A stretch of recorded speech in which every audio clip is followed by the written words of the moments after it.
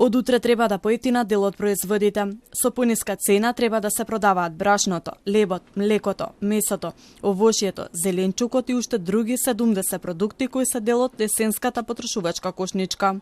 Од владата потврдеа дека одлуката за ограничување на бруто профитната маржа на дел од основните прехрамбени производи денеска објавена во службен весник и од утре ќе стапи на сила. Производите кои се намалуваат ќе бидат обележани со надписот "Помалку трошоци, повеќе за тебе".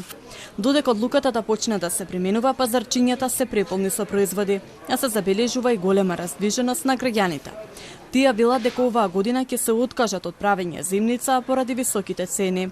Ќе купуваат само неколку тегли за проба, а многу се ретки оние кои ќе продолжат традицијата на правење зимници. Па не правиме. Зошто? Затоа што е многу скапо се и затоа што сама сум дома, така да немам потреба. Ќе купувате ли? Па така да, по потреба. Кога ќе ми се пријаде. Не можеме, двајца пензионери сме и така да само од пазар да се купиме и така. Околу цените што мислите, дали можат луѓето да си дозволат да направат зимница?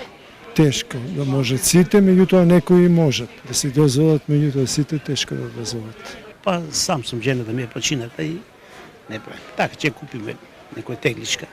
И многу скапо ли е да се направи? Да ви кажам прв не знам. Повака по цени што гледаме, бога ми не е ефтина. Скапичко е. Ќе правиме, да, нешто малку. Како е со цените? Скапо ли е? Па скапо. Ќе чекаме малце да поевтинат. Според власта, ова поевтинување ќе го олесни товарот на граѓаните затоа што со есенската потрошувачка кошница ќе бидат опфатени производите кои најмногу се користени. Од опозицијската партија СДСМ пак обвинува дека овие мерки се задоцнети и нема да им помогнат на граѓаните.